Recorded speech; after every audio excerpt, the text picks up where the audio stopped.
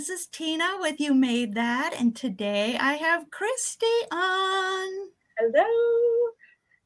Now, I saw Kristi on Instagram, and we started messaging back and forth about some bags we were sewing.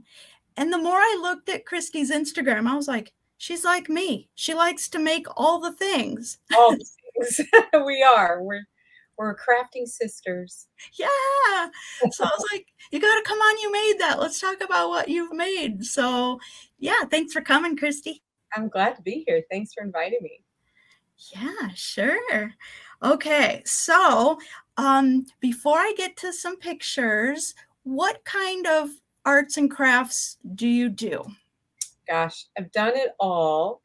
And I've kind of gone in waves, and then I come back around in the pool and hit them again. But I started out very early with rubber stamping, and that kind of grew into paper arts. And then I moved to jewelry, and I started a jewelry company, sold jewelry for quite a long time, got totally burnt out on that. It was affecting my eyes and my hands. And so I took a break from that and moved toward watercolor painting during the pandemic. I taught myself, well, I took some classes online and learned to watercolor. And so that started blowing up into a business I didn't even expect. I just posted something on Facebook and someone's like, are you selling that? And I'm like, well, I can.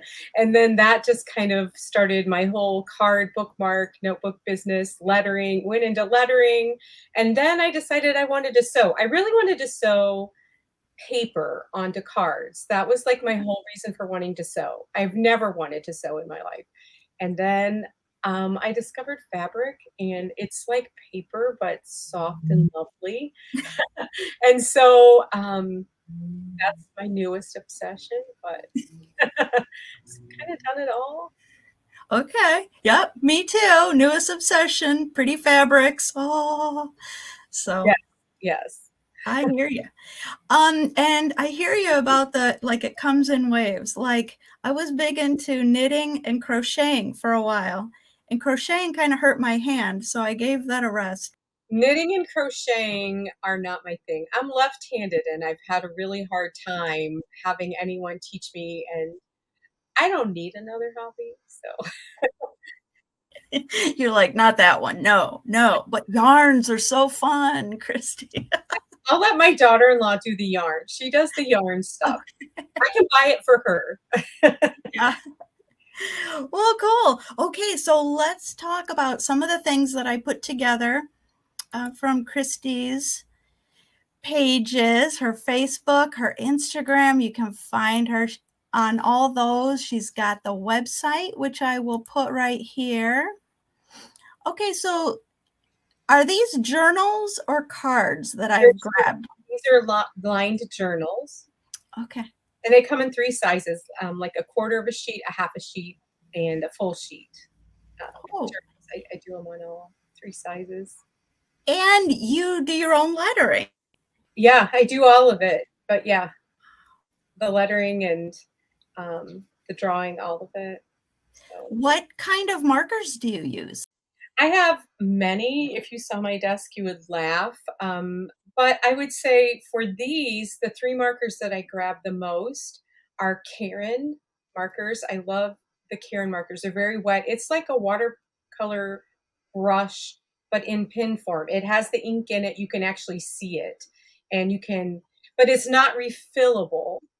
An Echo line is like that, but you don't see the ink in it, and it's refillable, and you can use their inks as watercolors also. So Echo line is one I use tons. And then, you know, going back for ages and ages, I like a twin tone, you know, Tombow. Tombow has them with, you know, the 2 different tips on either end. I use those too. All of them have like a different color range. You know, I like colors from this one and this one. And so I have a bit of a marker obsession. Hey, that's all right. You're using them. I am. And it looks like on the craft paper, it's a nice opaque because the white really pops. And the white is actually, people have all kinds of ways that they like doing the white. A lot of people use Posca. I'm not a big Posca fan. For some reason, I mean, I don't hate them, but they just always clog on me, or I have issues with them. I use, I'm going to have to look right now because the Uniball Sino, it's a gel pen. Here, I'll show you. I keep all my pens and markers in airtight containers, and they last so much longer. But just a Uniball Sino white. That's like in my classes that I teach, you got to have one of these. It's like a must. I buy them like by the box full of just them. Okay, well, let's talk about your classes. So you offer classes like they can learn the lettering and everything? So I have one class that's all on lettering, and actually we just use the 3D tips, different tips that Crayola marker makes. So you don't have to go and invest in anything big. It's 10 sessions that are sold in the class. Then I have a class on these notebooks where I teach you how to make 5 different notebooks, but you kind of get how I build on them. And you get the notebooks when you sign up for the class. I send that blank notebooks to you. And then I just added 2 new classes. One is going to be Christmas cards and tags and bags, and the other one's going to be just an assortment of general birthday get well cards that we'll make together. So you'll get the supplies, and then I'll do a class on each one. There's 12 cards in that class, and then 12 bags, tags, and cards in the Christmas class. So Wow. September for the greeting cards and October for the Christmas class. So. Okay, and so I'll put links to Kristi's classes in the description, but we can find them on your Heinz designstudio.com, right? Correct. Okay, cool. I want to learn how to do that. It's a lot of fun. So my classes are recorded on Facebook. So when you buy the class, you're invited to the Facebook group, and then some of them have already taken place, but you go through at your own pace, and they're always there if you want to go back for a refresher. And I see. Okay, that's good to know. Mm-hmm. And here's some more. She's got the Christmas ones. Yay! The holiday planner is one of my favorites. Yeah. It's giving you little tabs. It's really great for keeping your recipes in, or doing your Christmas card list or your shopping list. It's a good, fun book to have. Nice. I like it. I like it. I like this one. I put it in there because I like it.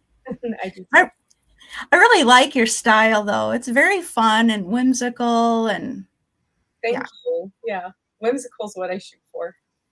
Nice. You've got it. Thank you. Nailed it. Thank you. And here's something creative. I have never seen this before. Okay, so you embroidered onto a sweater. Yes, I just used a stem stitch, and I used a thicker cotton that was variegated, and I just wrote it out with an erasable pen, a friction pen, because if you heat it up, the pen part goes away. I think in this picture I haven't done that yet because you can see it. And then I just did a stem stitch, and it was a lot of fun. Wow. Do you do more of these? Have you done it? I'm going to start doing that. I got kind of sidetracked, but we're having our first grandchild in January, so he's getting my first things. And then I'll move from there. And I'm planning to do like some shirts for the winter and sweaters. It's not, you almost need a sweater or a heavier piece to do it on. It's kind of, I don't think it works well on a t-shirt. That's just my thoughts. The writing part.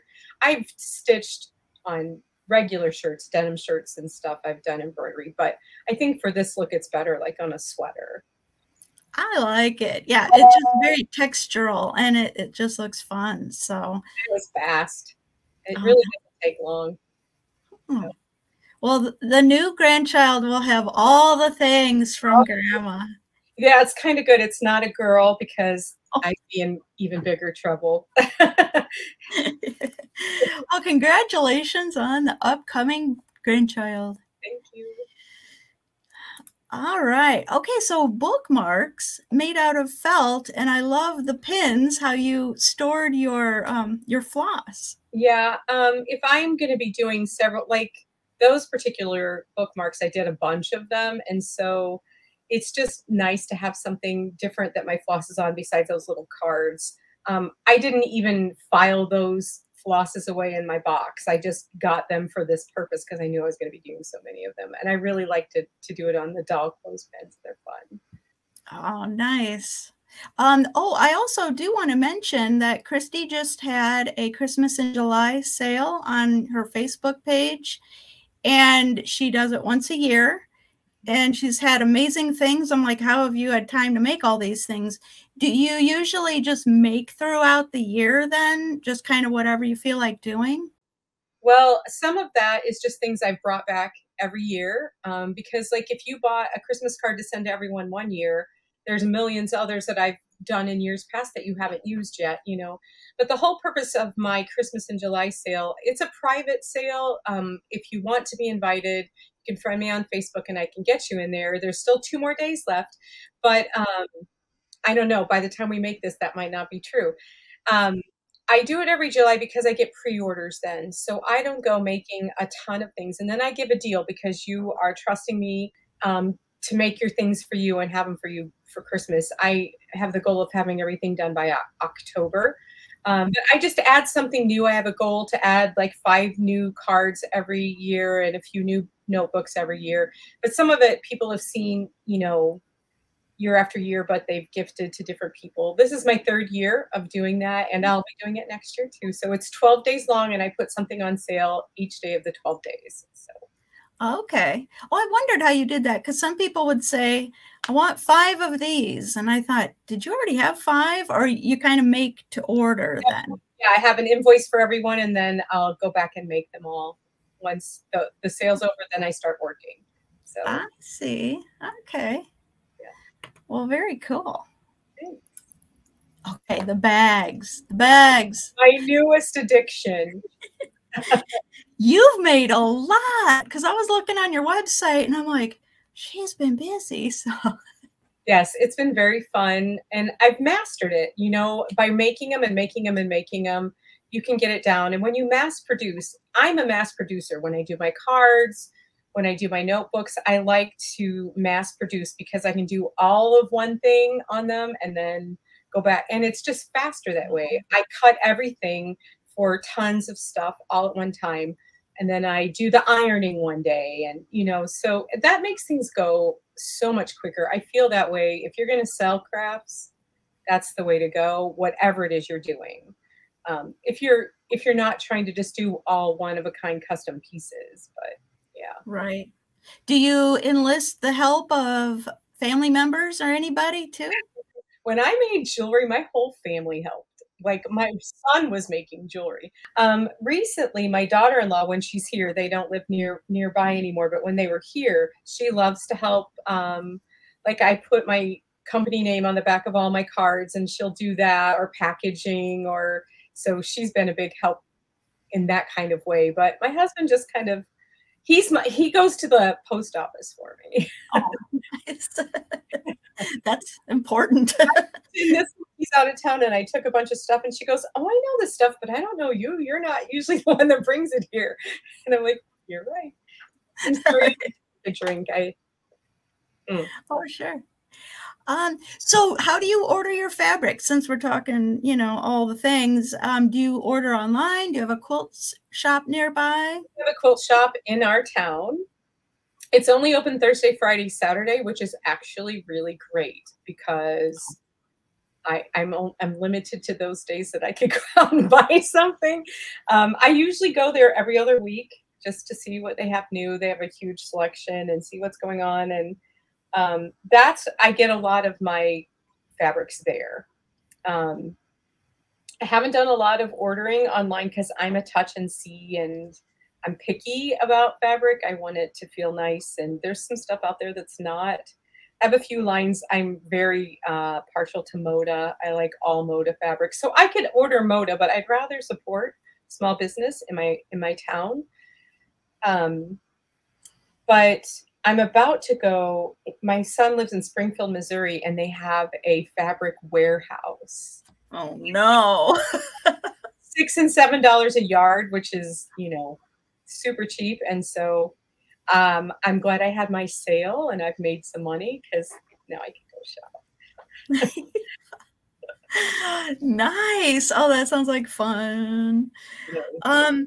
Well, yeah, I feel like it was over bags that I met Kristi on Instagram because you asked me, "Oh, where's the pattern for that bag?" On Messenger, and I was like, "Oh, here it is," And I think we followed Erica Arndt and Confessions of a Homeschooler, and other tutorials, and it's like, and then the next thing I know, you're like, you've made like gobs of them, and I'm like, how'd she do that? So, but yeah, mass producing is the key. So It is. It really is. When you cut a bunch at one time, it really makes things go faster.